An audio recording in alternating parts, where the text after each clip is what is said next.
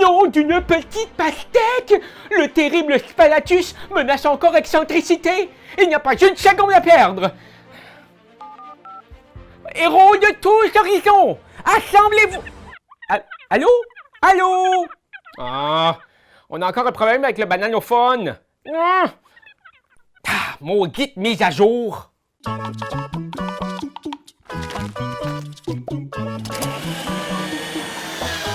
Héros Fusion, c'est un jeu de cartes à collectionner simple pour toute la famille. En plus, c'est une série de livres destinés à un public jeunesse qui raconte les exploits de jeunes héros et héroïnes qui vivent des aventures hautes en couleurs. À l'achat d'un livre de la collection, vous obtiendrez en prime 10 cartes pour le jeu. Mais si vous souhaitez uniquement jouer à Héros Fusion, vous pouvez vous procurer ces boîtes contenant 2 paquets de cartes prêts à jouer. Le jeu de cartes Héros Fusion est un jeu de deck building pour 2 joueurs. Il existe des modes alternatifs dans lesquels vous pouvez jouer 3 ou 4 joueurs. Mais pour le bien de cette vidéo, nous allons nous concentrer sur le mode duel.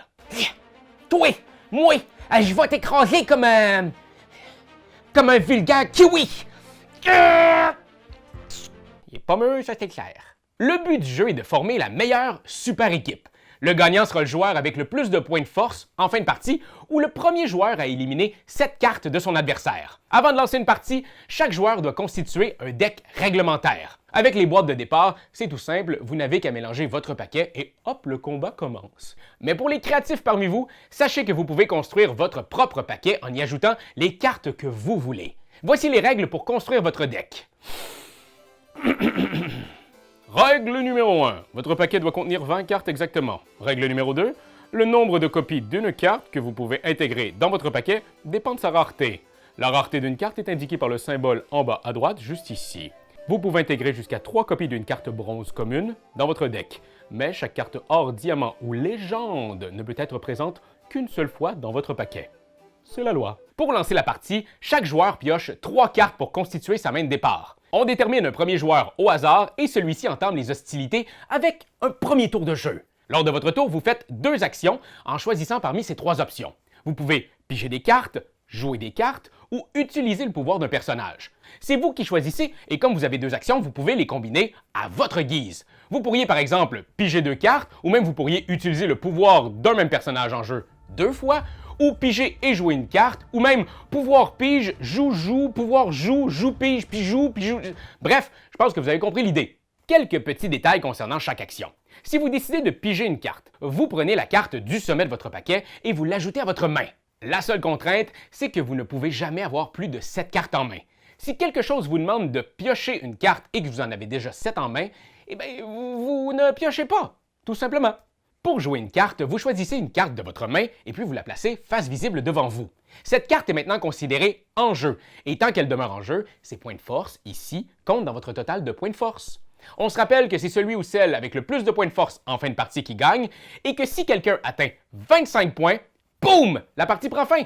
Aussi, certaines cartes avec ce symbole ont un pouvoir immédiat. Dès qu'elles entrent en jeu, leur pouvoir s'applique obligatoirement. Ensuite, il y a les pouvoirs de vos cartes. Pour utiliser le pouvoir d'une carte, celle-ci doit être en jeu, face visible. Par exemple, la carte Tito me permet en utilisant une action d'éliminer Tito pour éliminer un super vilain adverse. Oui bon, on s'en sort pas, comme tous les bons jeux de cartes, il y a ici quelques mots-clés à apprendre pour comprendre les divers pouvoirs. Mais vous allez voir, ça reste assez simple. Notez en premier lieu que chaque carte fait partie de l'une des 4 classes, super-héros, super-vilain, allié ou objet animé. Certains pouvoirs affectent spécifiquement une classe, comme Ado Golem qui assomme uniquement les super-vilains ayant 3 points de force ou moins. Pip, pip, pip. Le terme « assommer » veut dire retourner une carte face cachée. Une carte assommée reste en jeu, mais sa force est désormais de 0. Elle n'a plus de pouvoir, plus de classe, et personne ne peut la retourner pour la lire. Oh! Mais certaines cartes peuvent guérir! Oui, guérir vous permet de remettre une carte assommée sur sa face visible. Sa classe, ses points de force et ses pouvoirs redeviennent actifs. Mais ses éventuels pouvoirs d'entrée en jeu ne sont pas réappliqués. Une carte bouclier en jeu peut subir un effet néfaste à la place d'une autre carte visée par mon adversaire. Bon, par exemple, si mon rival essaie d'assommer Melon Kid, mais que j'ai un bouclier en jeu, mon bouclier peut se sacrifier et être assommé à sa place. Ceci se déclenche automatiquement dès que j'en ai fait le choix. C'est pas une action et un bouclier peut encaisser n'importe quel effet de jeu à la place d'une autre carte. L'effet éliminé retire une carte du jeu pour de bon. Une carte éliminée est placée dans une des fosses près de mon paquet et elle ne peut pas être guérie. Oui, bon, certains effets peuvent encore la sauver, mais ça doit être très spécifique aux cartes éliminées. Le jeu continue comme ça à tour de rôle. Tous vont faire 2 actions jusqu'à la fin de la partie. Dès qu'un joueur a 25 points de force ou plus en jeu, son adversaire a le droit à un dernier tour de jeu, puis c'est la fin. On comptabilise alors le total final des points de force et celui ou celle qui en a le plus gagne. En cas d'égalité, le joueur avec le plus de cartes super-héros gagne. Mais si l'égalité persiste, celui qui a le plus de super-vilains gagne. Ah, puis là, si c'est encore égal, ben là, ça peut une motadine, tout le monde gagne. OK? Pas de chicane dans ma cabane. Attention cependant, à tout moment durant la partie, si un joueur se retrouve avec 7 cartes dans sa pile de cartes éliminées, il perd automatiquement. On compte pas les points, ni rien. Alors, gardez l'œil ouvert. Hero Fusion est un jeu de cartes simple, super facile à apprendre et à enseigner. Comme plusieurs jeux de cartes à collectionner, une partie du plaisir du jeu repose aussi dans l'acquisition et dans l'échange de cartes. Confectionnez des decks à votre image, essayez des combos et des stratégies, découvrez des tactiques et racontez des histoires. L'aventure vous attend! Oh, oui, parlant de cela, je dois absolument me rendre au centre-ville pour rejoindre le reste de mon équipe! Vite! Dans le melocoptère! Oui. Les melons sont très petits cette année, c'est difficile de rentrer dedans. Peut-être si je roulais dessus. Oh.